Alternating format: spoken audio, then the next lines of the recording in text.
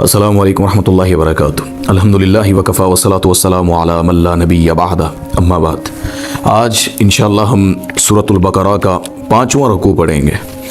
تو اس کے اندر اللہ تعالیٰ جو باتیں کرتے ہیں وہ بنی اسرائیل کا تذکرہ اللہ شروع کر رہے ہیں۔ یہاں سے 40 نمبر آیت جو 5واں رکوع شروع ہوتا ہے سورۃ البقرہ کا، 147 نمبر آیت تک اللہ بنی اسرائیل کی نعمتیں جو اللہ نے ان پر کی، وہ 10 نعمتیں اور وہ 10 عذاب، وہ ان کی آزمائشیں، یعنی جو اللہ نے ان کی بد اعمالیوں کی وجہ سے ان پر نازل کیے نا عذاب، اللہ ان کا تذکرہ کر رہے ہیں، ان کی سزاؤں کا۔ اللہ فرماتے ہیں اعوذ باللہ من الشیطان الرجیم، بسم اللہ الرحمن الرحیم، یا بنی اسرائیل اذکروا نعمتی التی انعمت علیکم واوفوا بعہدی اوفی بعہدکم وایای فارہبون۔ اے بنی اسرائیل، میری نعمتوں کو یاد کرو جو میں نے تم پر کی ہیں۔ یہ بنی اسرائیل کون تھے؟ حضرت یعقوب علیہ السلام کا جو لقب یا نام ہے نا، وہ اسرائیل ہے۔ ان سے جو اولاد چلی، یوسف علیہ السلام اور آگے ساری، یہ بنی اسرائیل ہے۔ یعقوب علیہ السلام سے لے کر حضرت عیسیٰ علیہ السلام تک یہ سارے بنی اسرائیل ہیں، اور اللہ ان سے تذکرہ کر کے کہہ رہے ہیں بنی اسرائیل سے۔ اللہ نے ان پر بڑے انعام کیے، اہل کتاب تھے، تو اللہ تعالیٰ ان سے بات کر کے کہہ رہے ہیں اے بنی اسرائیل، یاد کرو ان نعمتوں کو جو میں نے تم پر کی ہیں۔ اس کی بڑی شکلیں ہیں، اللہ نے اس آیت میں تو نہیں، لیکن آگے جا کر اللہ نے قرآن میں دیگر جگہوں پر بھی اللہ نے اس کا تذکرہ کیا ہے۔ تو اللہ کہتے ہیں ان نعمتوں کو یاد کرو جو میں نے تم پر کی ہیں، اور میرے وعدے کو پورا کرو۔ قرآن میں یہ ہے کہ اللہ نے جو وعدے کیے تھے نا ان سے، ان نعمتیں کرنے کے بعد منسلوہ اترا، اور بھی بڑی چیزیں اللہ نے ان کو عنایت کی تھیں۔ تو اللہ نے وعدہ کیا لیا تھا کہ تم میری توحید کا اقرار کرو گے، زکوٰۃ دو گے، ایمان لاؤ گے ان کتابوں پر۔ تو یہ ساری چیزیں اللہ کا یہی وعدہ تھا۔ اللہ نے پیسے تھوڑی لینے ہیں، اللہ نے کوئی انسانوں سے ڈیمانڈ تھوڑی کرنی چیزوں کی، اللہ نے ایمان تو تھا ان کا۔ اللہ اس کے بارے میں کہہ رہے ہیں میرا وعدہ تم پورا کرو، اوفی بعہدکم، جو میرا وعدہ ہے نا تمہارے ساتھ اسے میں پورا کروں گا تمہارے لیے۔ یہ اللہ کہہ رہے ہیں وایای فارہبون، اور خاص ہی مجھ سے ڈر جاؤ۔ یعنی یہ نہیں کہ ڈر کسی اور کا دل میں بٹھا کر، میرے معاملات کے اندر خوف کسی اور کا نہیں رکھنا ہے۔ میں نے جو حکم دیا وہ میں رب العالمین کا حکم ہے، ڈر صرف اللہ کا۔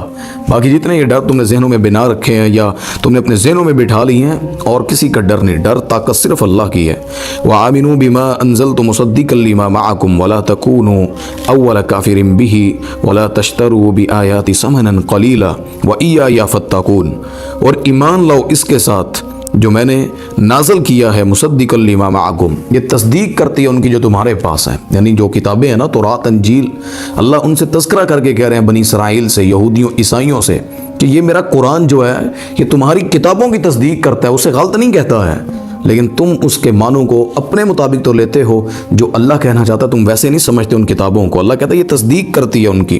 وَلَا تَكُونُوا أَوَّلَ كَافِرٍ بِهِ، یہ سب جانتے ہوئے، کتابوں کے ہوتے ہوئے، اللہ کے حکم کو پہچانتے ہوئے تم یہ کافر نہ بن جانا۔ وَلَا تَكُونُوا، نہ ہو جانا تم وہ پہلے کافر، یعنی کفر کرنے والے، انکار کرنے والے اس کتاب کا۔ یعنی ایک چیز جانتا ہوا شخص ایسا کرے تو پھر اس کے ساتھ تو یہ کہنا بنتا کہ نہیں یار تو کیا کر رہا ہے، تو اس کا منکر ہے جو جانتا ہے اس چیز کو۔ تو اللہ کہتے ہیں وَلَا تَشْتَرُوا بِآيَاتِ ثَمَنًا قَلِيلًا، اور نہ خریدو میری آیتوں کے بدلے تھوڑی قیمت۔ یعنی آیتیں، قرآن اتنا قیمتی اللہ نے دیا ہے، اور تم دنیا کی محض باتیں، تذکرے اور ظاہری چیزوں کو دیکھ کر اللہ کے دین کو چھوڑ رہے ہو، آیتوں کو چھوڑ رہے ہو۔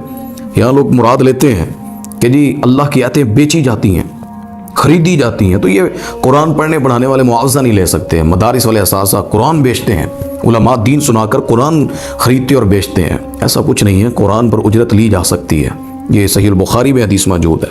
تو یہ انشاءاللہ ایسا مسئلہ نہیں، جو شخص عالم اپنا دن رات ایک وقت دے رہا ہے اسلام کو، تو اس نے کہاں سے کھانا پینا ہے، اس کو بھی تو زندگی میں جو ضرورت ہے، تو یہ معاوضہ یا اس کی جو ضرورت ہے اس کو پورا کرنا یہ حاکم وقت یا جس جگہ جس ادارے میں ہے اس ادارے کے بڑوں کی ذمہ داری ہوتی ہے۔ وَإِيَّايَ فَاتَّقُونَ، اور اللہ فرماتے ہیں پس بے شک مجھ سے تم ڈر جاؤ۔ اس میں یا پوشیدہ ہے، اصل اللہ اپنے سے ہی کہہ رہے ہیں کہ مجھ سے ڈر جاؤ، مجھ سے، میرے آگے جو ہے تم پرہیزگار بن جاؤ۔ وَلَا تَلْبِسُوا الْحَقَّ بِالْبَاطِلِ وَتَكْتُمُوا الْحَقَّ وَأَنْتُمْ تَعْلَمُونَ، اور نہ ملاؤ تم آپس میں خلط ملط کرو حق کو باطل کے ساتھ، اور نہ چھپاؤ حق کو، وَأَنْتُمْ تَعْلَمُونَ، اور اس حق کو جبکہ تم جانتے ہو۔ حق اور باطل کو ملا دینا، اللہ کے دین کو اور دنیا کے جھوٹی باتوں کو آپس میں اکٹھا کر دیتے ہو۔ حق حق ہوتا ہے، وَجَاءَ الْحَقُّ وَزَهَقَ الْبَاطِلُ إِنَّ الْبَاطِلَ كَانَ زَهُوقًا، یہ قرآن میں اللہ نے کہا۔ جب حق آتا ہے نا تو باطل چلا جاتا ہے، اور جب باطل ہوتا ہے وہ جو باطل ہے اس کو مٹنا ہی ہے، حق باقی رہتا ہے۔ جو جھوٹ ہوتا ہے نا لوگوں کا، یعنی جس کو ہم عروج دیکھتے ہیں ہمارے معاشرے میں، جس طرح لوگ چڑھتے سورج کو، کیا ہی بات ہے، دنیا دار ہے، فلاں ایسا ہو گیا، فلاں ایسا ہو گیا، یہ ہر 2 ماہ کے بعد، سال کے بعد یہ نام بیٹھ جاتے ہیں۔ جس طرح سمندر کی جھاگ نہیں ہوتی، بڑا بیل شور ہوتا ہے، پھر دب جاتی، ختم ہو جاتی ہے، جھوٹ کا عروج بڑا ہوتا ہے، عمر نہیں ہوتی ہے، بہت جلدی یہ زمین بوس ہو جاتا ہے، گر جاتا ہے۔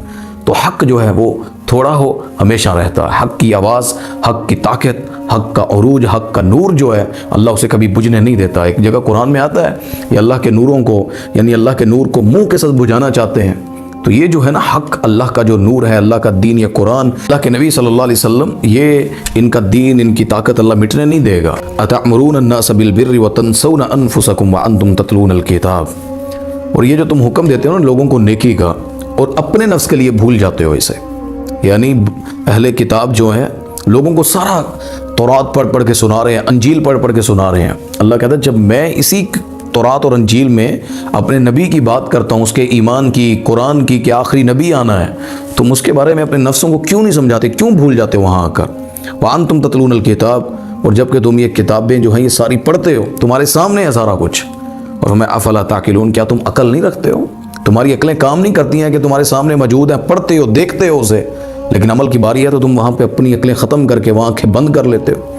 تو اللہ فرماتے ہیں وَاسْتَعِینُوا بِالصَّبْرِ وَالصَّلَاةِ، اور مدد طلب کرو نماز کے ساتھ اور صبر کے ساتھ، وَإِنَّهَا لَكَبِيرَةٌ إِلَّا عَلَى الْخَاشِعِينَ، یہ سوائے اس کے نہیں ہے، یہ جو بہت بڑی چیز ہے یہ إِلَّا عَلَى الْخَاشِعِينَ، مگر ڈرنے والوں کے لیے، ان پر یہ بہت بڑی چیز ہے، نماز جو ہے اور صبر جو ہے۔ ہمارے لوگ مدد مانگتے ہیں، جی فلاں چکر نکال لو، فلاں دھاگے باندھ لو، فلاں کام کر لو۔ اللہ کی مدد نماز سے ملتی ہے، اللہ تعالیٰ صابرین کی مدد کرتا ہے۔ وَمَا كَانَ رَبُّكَ نَسِيًّا، تیرا رب نہیں بھولتا تیرے غم، تیرا اللہ تیری تکلیفیں نہیں بھلاتا ہے، اسے علم ہے تو نے کہاں کیا برداشت کیا ہے۔ تو اللہ کہتا ہے جو مدد مانگے گا نا صبر کے ساتھ اور نماز کے ساتھ، اللہ اسے تنہا نہیں چھوڑے گا۔ جب بھی پریشان ہو 2 رکعت نماز پڑھیں، اللہ کے سامنے اپنی حاجت رکھ دیں۔ ہمارے ایک دوست ہیں، وہ کہا کرتے تھے کہ جس دوست کے بارے میں تم گمان کرتے ہو نا مجھ سے نہیں بولتا، بات نہیں کرتا ہے، اور میں کبھی 2 رکعت پڑھ کے اس کا نام لے کر اللہ سے دعا تو کرو کہ اللہ اس شخص کے دل میں میری محبت ڈال دے۔ تو یہ جو نماز ہے یہ ہر چیز کا حل ہے۔ استخارہ کریں، 2 رکعت نماز ہے استخارہ، آپ کہیں کریں، جو ہمارے لوگوں میں استخارہ نہیں ہے، بس لوگوں سے پوچھ کے تھک جاتے ہیں، یہ کام صحیح ہے غلط ہے، یہ ایسا کروں یا نہ کروں۔ اللہ سے مشورہ تو کر لینا چاہیے نا سب سے پہلے، 2 رکعت پڑھ کے دعا پڑھ کے، دعا استخارہ مل جاتی ہے میڈیا پر، کتابوں میں، گوگل پر۔ تو یہ جو اللہ نے نماز کا قائم نا مدد کا، تو اس میں بہت ساری اللہ نے بڑی لمبی تفصیل سے اللہ نے باتیں کی ہوئی ہیں، اور یہ بہت بڑی چیز ہے مگر ڈرنے والوں کے لیے۔ الذین یظنون انہم ملاقو ربہم وانہم الیہ راجعون، یہ وہ لوگ ہیں جن کو گمان ہوتا ہے، یقین ہوتا ہے کہ انہوں نے اپنے رب سے ملنا ہے، وانہم الیہ راجعون، اور انہوں نے اسی کی طرف لوٹ کر جانا ہے۔